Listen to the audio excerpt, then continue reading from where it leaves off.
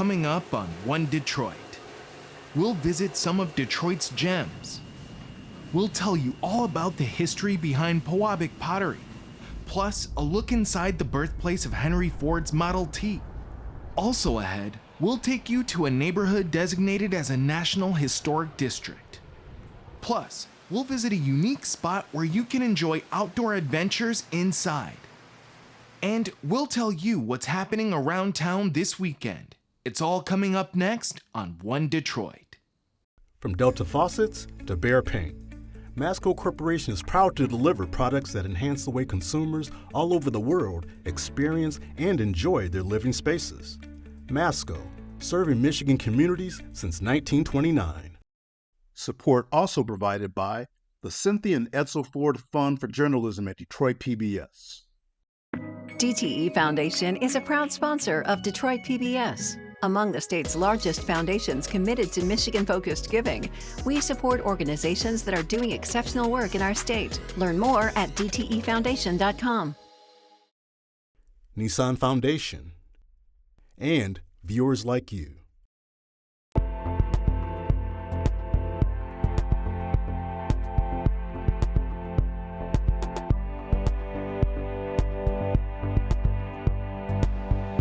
Just ahead on One Detroit, a look ahead at places that are truly Detroit. We'll explore the city's automotive history inside the Ford Piquette Avenue Plant Museum. Plus, we'll visit an East Side neighborhood with a storied past. Also ahead, we'll check out the activities at the Outdoor Adventure Center. And Cecelia Sharpe of 90.9 WRCJ has a rundown of events taking place this weekend. But first up, Pewabic Pottery has been a mainstay in Detroit's East Village neighborhood for more than a century. The distinctive tiles and other ceramic art produced at the pottery are a huge part of the city's history. One Detroit's Bill Kubota has the story.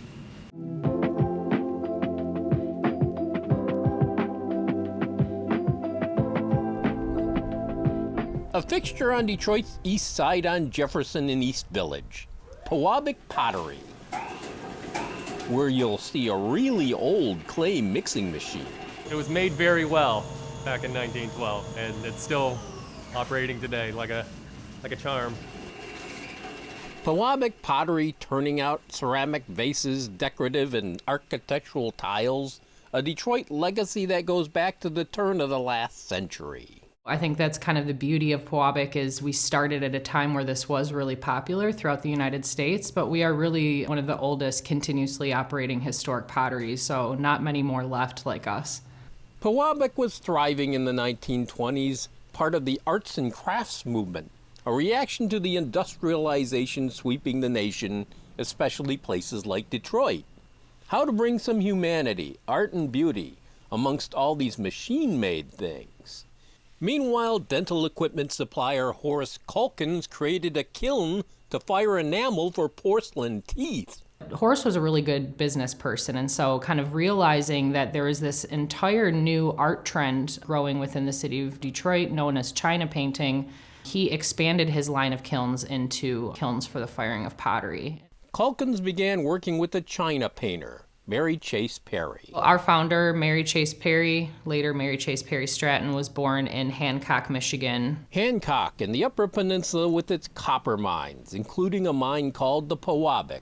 Stratton liked that name. Mary was really the artistic vision of the organization, and that was something that was fully supported by her business partner. Education Director Annie Dennis has been discovering Pewabic's history, doing a deep dig into the archives. We are finding that she had connections to the Detroit suffrage movement, and I think it was really inspiring for women artists to find a women-run organization. And that's no different today. I think the coolest and best part about Pewabic, and not just today, but just historically, are the people that continue to be drawn to this place and care for it. Back in the clay mixing room, Cameron Hodge runs the machine that removes excess water. Because it's still one of the best ways that you can produce clay. My last major position was as a distiller, and it was actually a very similar process of mixing a batch of whiskey and then mixing a batch of clay. So that's actually how I got hired on in fabrication.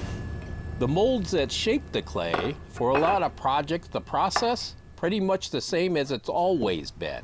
Take the slug, put it into the mold, use my arbor press to press it into all the corners. I like when the public comes around because it is a nice reminder of like how special this job actually is. Maybe to make these tiles that, you know, some of them are about 100 years old as far as the design goes, and just continuing the legacy and being a part of the history of Detroit. It's pretty cool. After the shaping, some get a spray coat. These tiles, an original Stratton design, hand-painted by glaze technician Cassidy Downs. Then comes the firing. But the process isn't all old school. Brett Gray's in the kiln room. I have a degree from CCS in ceramics. Before that, I made custom surfboards, and then I ended up here, working in the vessel department. The biggest difference between historic kilns and these kilns are these are all computer controlled. And we do about 5 different glazes in here right now. So as I'm pulling these out, I'm kind of looking over them to make sure everything looks good. There's no imperfections. These came out perfect.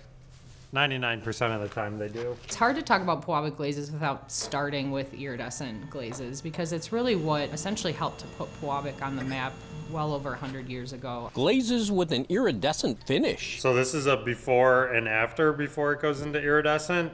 This one has the iridescent on it, which is also a third firing. Here's where art and science converge. In the old days, elements like lead and uranium gave these works, which you can see at the museum here, that remarkable luster. These finishes replaced with far less hazardous materials now. Stratton's work brought together other creatives who established modern Detroit's legacy of art and design. I really think it was this network of designers and architects and artists that kind of helped to form the path of Pewabic pottery. And this group, you know, not only influenced the aesthetics of the city of Detroit and kind of this visual landscape, but also the educational communities. For example, the Detroit Society of Arts and Crafts is still alive and well in Detroit. It's now known as the College for Creative Studies. They also had ties to the University of Michigan. In fact, Mary helped to found the art program at U of M. The first Wayne State University ceramics classes for the first 15 years existed here at Pewabic. Pewabic tiles abound around Detroit, projects old and new, the Guardian Building, the Detroit Institute of Arts, Comerica Park, and now, right now, renewed interest about what's going on at Pewabic. You know, the digital age that we're in right now had people refocus on things that celebrate things made by the human hand. And so we're actually seeing this really incredible resurgence of people, you know, understanding now more than ever why it's important to have artists work and create things by hand. The Ford Piquette Avenue plant in Detroit's Milwaukee Junction neighborhood is a major part of the Motor City's legacy. The site is the birthplace of Henry Ford's Model T. The plant was transformed into a museum to preserve its rich automotive history. One Detroit's Chris Jordan toured the museum with President and COO Jill Woodward.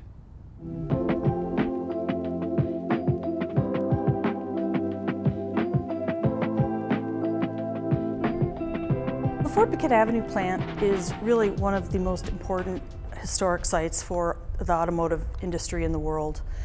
It is really the origin point of the Motor City. So when we ask ourselves, you know, where did Detroit get its start as the Motor City, it happened right here in Milwaukee Junction. Henry Ford built the Ford Piquette plant in 1904. He was here until 1910, and this is where he envisioned and built the very first Model T, which we know is the car that put the world on wheels. We actually have Henry Ford's secret experimental room rebuilt here in the museum on the 3rd floor, and it's holy ground for a lot of people to see the spot where that vehicle, the very first one, was made. Over 15 million were made. And when you come here, you can see, for instance, number 220 that was made right here in this building. That's our red Model T downstairs in 1909. We have over 65 very rare vehicles here, including one of the only collections of Henry Ford's letter cars. Those are all the models leading up to the T that you can see anywhere in the world in the place where they were made. I feel like we've lost a little bit the significance of Milwaukee Junction. This is exactly where the Motor City got its start, right here, because of the railroads. There was all that innovation and entrepreneurship happening that really set the stage for what Henry Ford was going to do right here in this building. It was really the Silicon Valley of its day.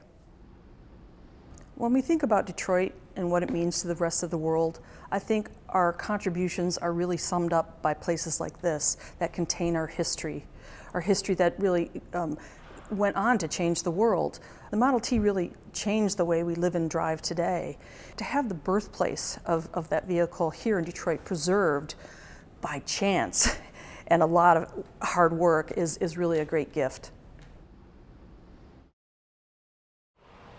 The Detroit neighborhood known as Indian Village has been home to some of the city's most well-known business moguls over the years. It's a small community with 352 large homes, many of which were designed by noted architects like Albert Kahn and Louis Camper. A longtime resident took One Detroit's Bill Kubota on a tour of this National Historic District.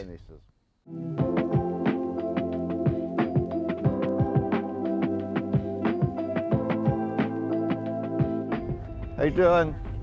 Retired car executive Mark Reynolds touring Indian Village in his 1965 Chrysler 300 ragtop just for us.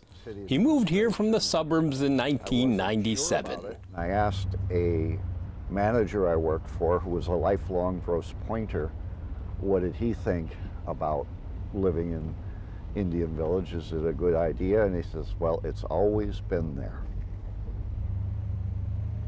Okay. I think this might be the largest house in the neighborhood.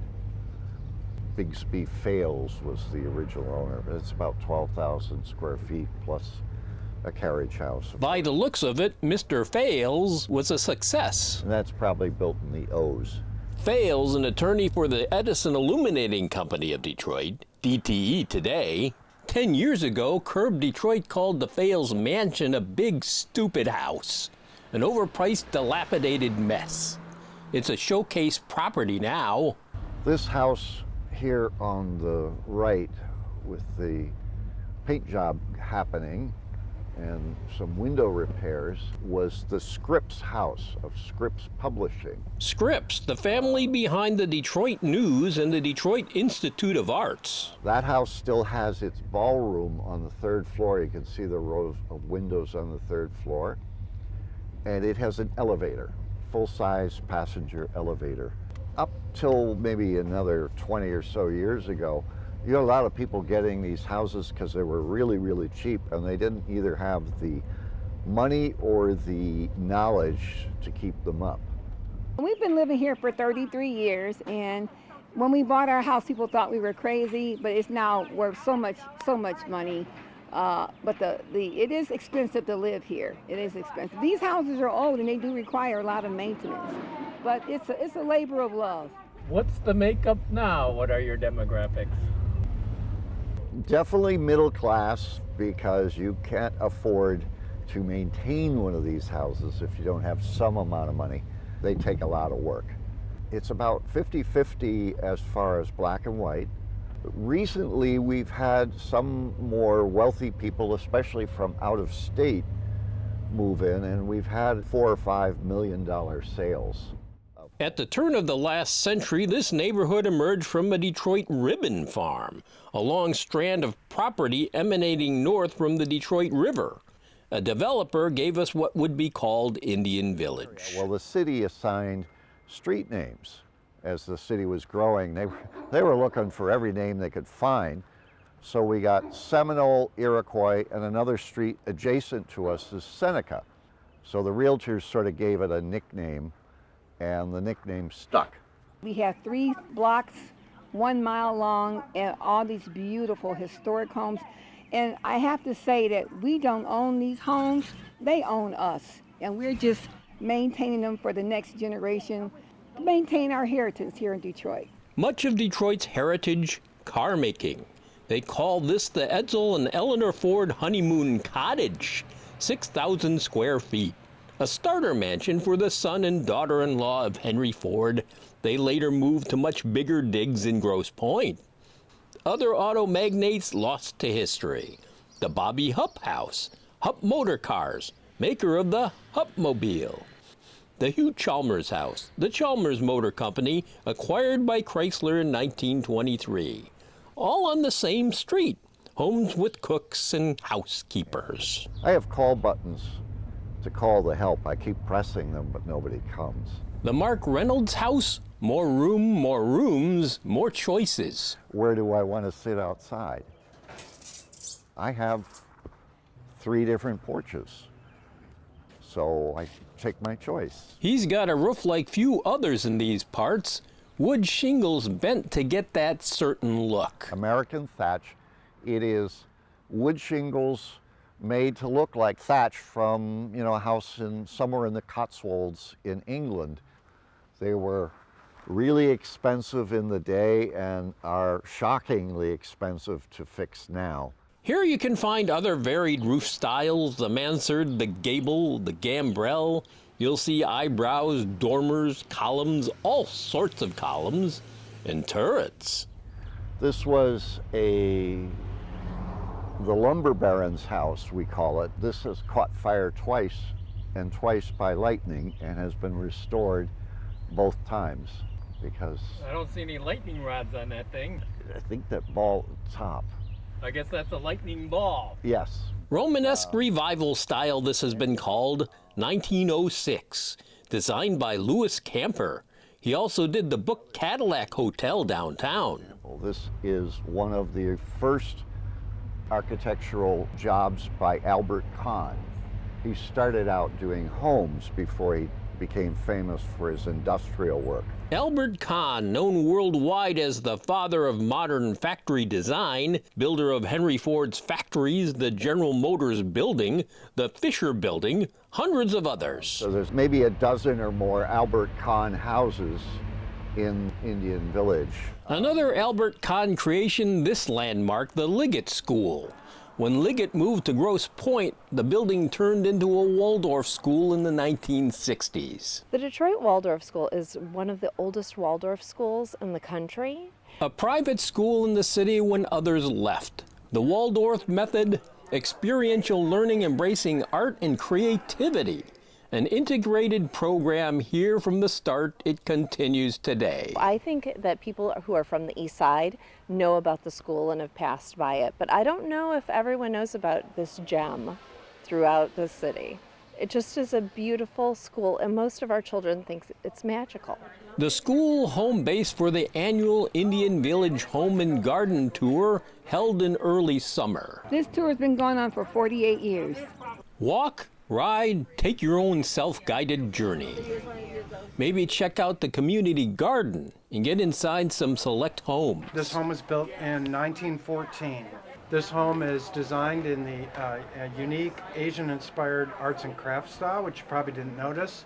But now that I've said that, at the end of the tour out from the sidewalk, turn around, take another look, and I bet you say, oh yeah, I sort of see that. That Asian inspiration? The curved awning over the porch. The tour committee claims 352 homes to this neighborhood, adding up to a national historic district. If you want to do any renovations on the outside of the home, you have to get permission from the Indian Village Historical Society. Special rules here. Zoning ordinances prevent Airbnbs and multifamily housing in the cause of preservation, trying to keep what was that we might still have it in the future. Indian Village belongs not just here on the east side of Detroit. This is our heritage. This is the heritage of Detroit. All Detroiters and people who live in and around Detroit should come here and enjoy it. We're on the mend. We're coming back. We got a lot of things to see and do here in Detroit.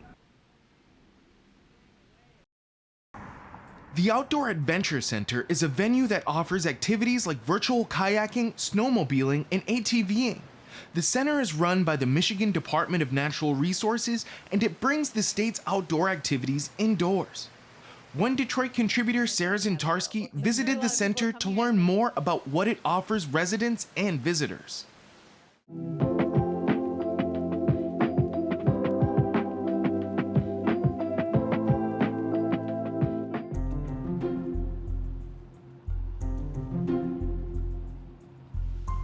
The Outdoor Adventure Center, such a cool place. Can you just tell us, like, what is the concept behind this center?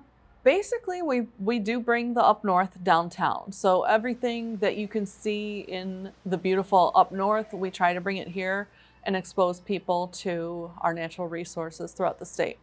Why is it important to bring that up north of Michigan to the city of Detroit? I think part of the reason is because we want to make sure that everybody knows what we have to offer in this beautiful state. And so for people who grew up in the city and don't travel much outside of the city, they can explore what we have to offer, and we hope that they take the chance and go and visit our beautiful state parks throughout the state. And just what the state of Michigan has available, because I'm sure a lot of people come here and think, oh, I didn't know we had mines. I didn't know that we had sand dunes. How do you see people come here and their minds kind of open up to all the beauty that we have here in the state of Michigan? And that's the great part about working here, is that we see that inspiration and we see people ask more questions and ask where they can find more information. Where can I get my fishing license? Do you have any suggestions about good fishing spots? And so that, that is really exciting to see that people, make that connection and then want to know more about how to explore. When people come to the Outdoor Adventure Center, what can they expect as they walk through the doors? They can expect to feel like they're outside, which a lot of people, before they know what we are, they're surprised that it's all inside. But really, when you're inside, you feel like you're outside. What are the hands-on exhibits that people can explore? It's actually more than just hands-on. It's full body exhibits. So we have fishing, which actually is simulated to make it feel like you're catching a fish. We have snowmobile that you can ride, an ATV you can ride, bikes you can ride, and then the tree, of course, that you can climb inside to the top of the tree and peek out and see, all the branches. And actually in the tree, there's birds and owls and bugs and all kinds of nature that you can explore inside the tree. How do you inspire people to go out to the state parks? That's actually one of our new exhibits this year. We have an interactive state park map, which is conveniently located in our campground exhibit. And so you can, touch and see the entire map of Michigan and explore what those campgrounds have to offer. And others, state parks, it's not just campgrounds. How long has the Outdoor Adventure Center been around, and how have you expanded through the years? We opened in July of 2015. And every year we do add something new. So we're always looking for ways to expand what we offer. And I think that's really another exciting thing about working here is, exploring, what can we add, and working with the wonderful people in the rest of the DNR to see what ideas they have. Like right now we're working with forestry to expand all of our forestry exhibits. So it's really exciting. We have a very unique building that is one of a kind in the country. There's no other DNR that operates a building like this, so definitely come and stop by and see what Michigan has to offer.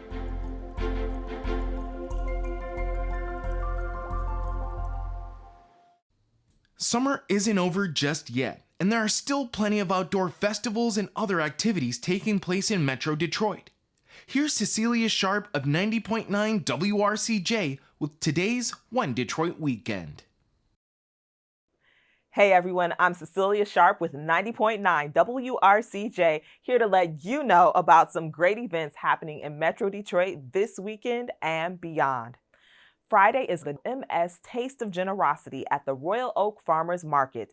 It's the third year for this Michigan-made food and fun festival that benefits the National Multiple Sclerosis Society. Also, Friday through Sunday is the Art and Apples Fest at the Rochester Municipal Park. There will be over 200 artists displaying their works, live entertainment, food vendors, and a kids' art zone and creation station. The Beats, Rhymes, Everything Detroit Hip Hop Theater Fest takes place Saturday, September 7th at the Hillberry Gateway Theater. The celebration honors how stories are told through the hip hop genre both on stage and off.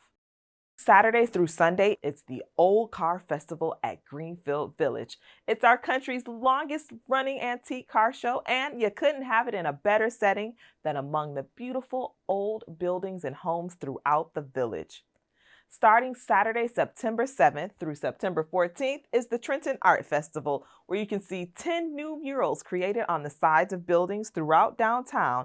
There's also sip and stroll events, live mural paintings, plus the usual food and fun. And you know there's always so much to do around here, so stick around for a few more options. Have a great weekend.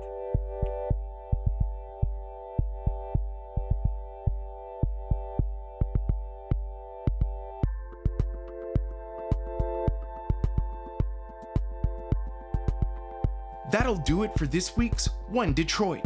Thanks for watching. Head to the One Detroit website for all the stories we're working on. Follow us on social media and sign up for our weekly newsletter. This program is made possible in part by Timothy Bogert, Comprehensive Planning Strategies. From Delta Faucets to Behr Paint, Masco Corporation is proud to deliver products that enhance the way consumers all over the world experience and enjoy their living spaces. Masco, serving Michigan communities since 1929. Support also provided by the Cynthia and Edsel Ford Fund for Journalism at Detroit PBS.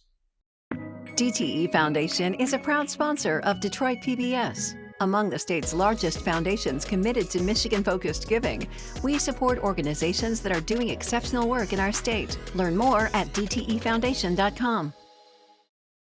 Nissan Foundation, and viewers like you.